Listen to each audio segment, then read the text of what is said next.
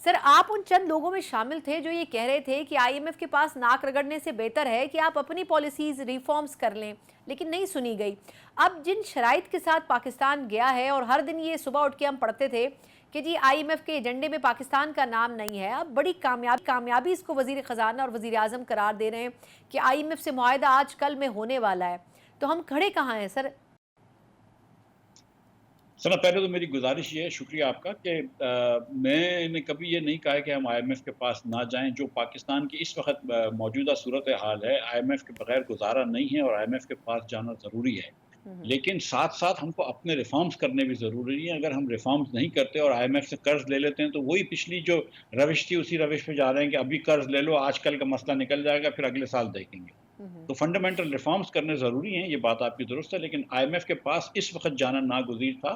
اور آج کے دن میرے خیال سے واشنگٹن کے حساب سے آج کے دن میں میرے خیال سے آئی ایم ایف کا یہ اگریمنٹ پاس ہو جائے گا۔ اگر یہ نہ ہوتا، خدا نخواستہ، تو بہت برا حال ہوتا پاکستان کا۔ پاکستان جو ہے پھر اس کو بڑا راستے کم ہو جاتے ڈیفالٹ سے بچنے کے۔ تو یہ بڑا اچھا ہو گیا ہمارے لیے کہ آئی ایم ایف کا پروگرام ہو گیا۔ یہ تو میں سمجھتا ہوں کہ صحیح ہے، لیکن جو غلطی ہوئی ہے وہ یہ ہے کہ آئی ایم ایف کا پروگرام ہم نے کر کے ریفارمز کو نہیں کیا۔ ہم نے اپنے یہ جو مسائل ہیں اس کو ملتوی کر دیا ایک سال اور جتنا ملتوی کریں گے اتنے مسائل بڑھتے رہیں گے۔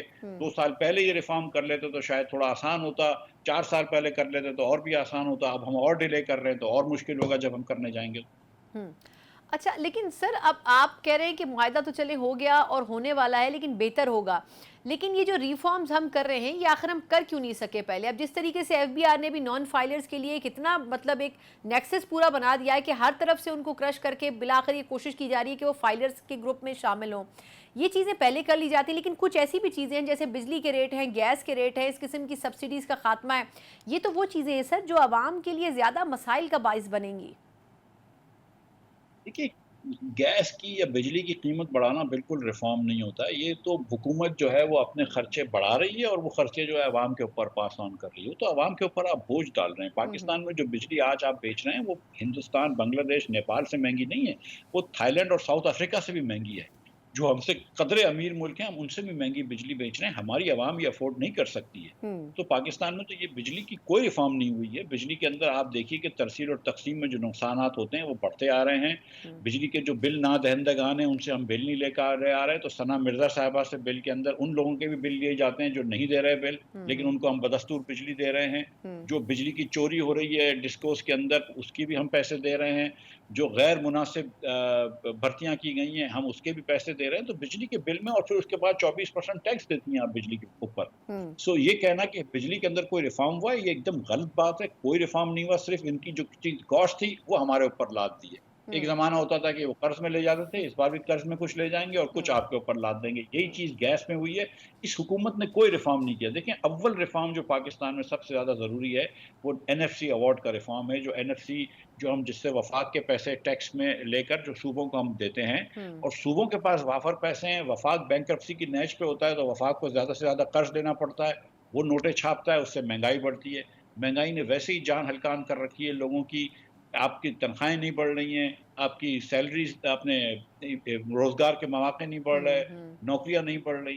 تو اس وقت پاکستانی قوم جو ہے وہ پریشانی میں ہے۔ لیکن دیکھیں پھر آپ نے دیکھیں کہ دکانداروں سے ہم 100 روپے پہ آ گئے ہیں۔ اب میں خیال سے پچھلے 2 مہینوں میں پورے پاکستان میں دکانداروں نے 5 لاکھ روپے دیے ہیں۔ یہ تاجر اسکیم جو نکالی ہے نا پورے پاکستان میں سچ بول رہا ہوں، بالکل سر۔ پورے پاکستان میں 2 مہینے میں 5 لاکھ روپے ہاں۔ ہمارے 25 لاکھ 30 لاکھ تاجروں نے دیے ہیں۔ جو ایوریج پہ نہیں کہ 20 پیسے دے رہا ہے ایک تاجر مہینے 2 مہینے کا، ٹھیک ہے۔ آپ کے خیال میں سر یہ بتائیں کہ اب یہ آئی ایم ایف سے ایگریمنٹ تو کر لیا، لیکن اب اس کے بعد کیا پاکستان میں شہد اور دودھ کی نہریں بہیں گی، سچویشن چینج ہو جائے گی؟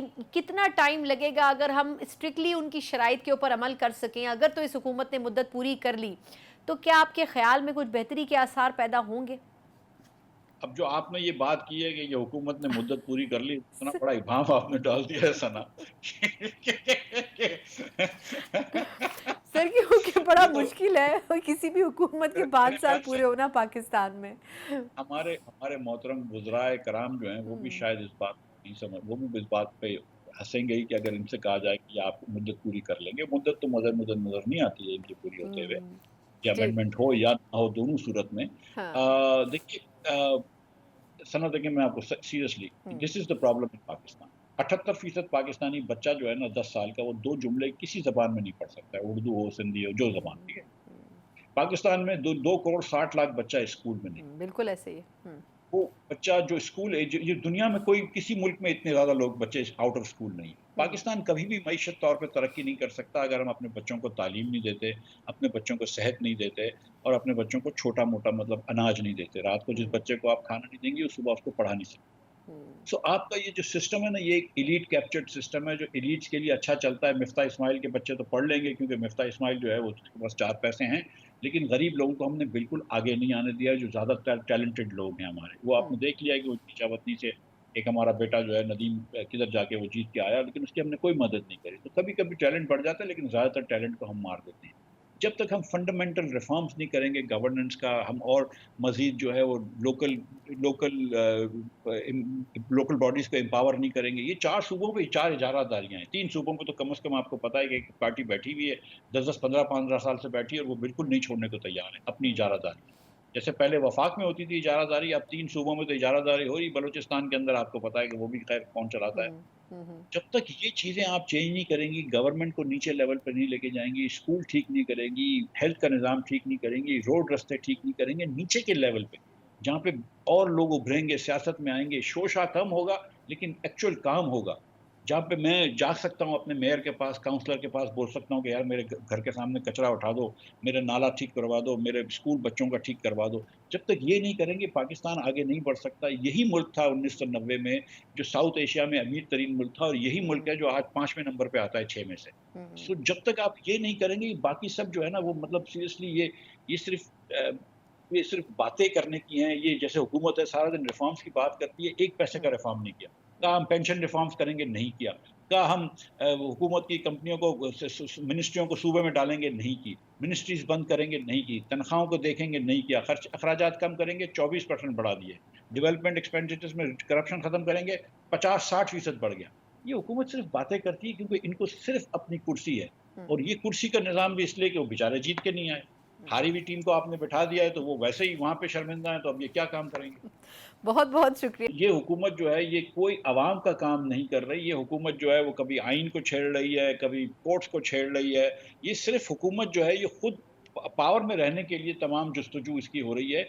इसका पाकिस्तान की भलाई से कोई ताल्लुक नहीं है। आप ये जो हमारे वजीर ख़ज़ाना साहब हैं, ये एक तो फरमाइश पे लाए गए, ठीक है, उनकी सलाहियतों पे शक नहीं है, लेकिन क्या उनको इनका नहीं पता था कि पाकिस्तान की मईशत की डायनामिक्स क्या हैं, चलता किस तरह है? क्योंकि इन्होंने आने के बाद पहले दिन ये कहा कि IMF से एग्रीमेंट करना है, लेकिन अब उस एग्रीमेंट के अलावा और कुछ क्या हो रहा है? मतलब हम कर्ज़ों पे कर्ज़े ले रहे हैं, हमारे ऊपर सालाना, आपको भी पता है, मैं चाहूँगी कि आप इसके हवाले से थोड़ा बात भी करें कि आखिर हमें सालाना सूद कितना देना है, ज़रूरत कितनी है पाकिस्तान की, कितने % अमाउंट जो है वो सूद की किस्तों में चला जाता है। तो हम एक्चुअली रिफॉर्म्स के ऊपर कब काम करेंगे? जी, देखें, हम इस तरह स्टार्ट करते हैं कि इस साल हम हुकूमत ने 9,775 अरब रुपए, तकरीबन 10,000 अरब रुपए जो है वो सूद की मद में रखे हैं। जो वफाक की टोटल खर्चा होगा वो 18,000 होगा, उसमें से 10,000 अरब रुपए सूद के हैं, और बाकी 8,000 अरब रुपए में सारे खर्चे होते हैं। वफाक जो टैक्स जमा करती है वो 13,000 अरब रुपए जमा करेगी, जिसमें से 60% पैसे जो हैं वो सूबों को दे देगी। तो जो वफाक के पास टैक्स का रेवेन्यू रहेगा, उसमें अगर नॉन टैक्स रेवेन्यू भी डाल देता हूँ तो वो उतने पैसे भी नहीं है कि हम सिर्फ सूद दे सकें। तो हमको सूद देने के लिए भी मजीद कर्ज लेना पड़ रहा है, जिसकी वजह से हम डेट ट्रैप में हैं और मजीद हम दलदल में फंसे आ रहे हैं। इसलिए हमको बेसिक रिफॉर्म्स करने ज़रूरी हैं। लेकिन चूंकि अगेन अगेन ये देखें कि ये हुकूमत जो है ये कोई मैंडेट लेकर नहीं आई है, जो भी अपना मुतनाज़ा नताइज से आई है, तो ये हुकूमत जो है ये कोई अवाम का काम नहीं कर रही। ये हुकूमत जो है वो कभी आइन को छेड़ रही है, कभी कोर्ट्स को छेड़ रही है। ये सिर्फ हुकूमत जो है ये खुद पावर में रहने के लिए तमाम जुस्तजू इसकी हो रही है। इसका पाकिस्तान की भलाई से कोई ताल्लुक नहीं है। आप पिछले 2-3 महीने में तमाम बयानात देख लीजिए, तमाम लेजिस्लेशन देख लीजिए, कहीं पाकिस्तानी अवाम की बात नहीं हुई, कहीं बिजली के बिल कम करने की बात नहीं हुई, कहीं टैक्स कम करने की बात नहीं हुई, कोई हुकूमत के अखराजात कम करने की बात नहीं हुई। आप MNA और MPS को भरपूर पैसे दे रहे हैं, वाफर पैसे दे रहे हैं अपने प्रोजेक्ट्स लगाने के लिए, करप्शन के लिए। अवाम की बात कहीं नहीं हुई। हाँ, ये अलबत्ता बात हुई कि हम कोर्ट्स में ये कर देंगे, हम जजों को ये कर देंगे, हमारी कुर्सी बरकरार रहे, ये इस पे का सियासत हो गई है बिल्कुल। पाकिस्तान में।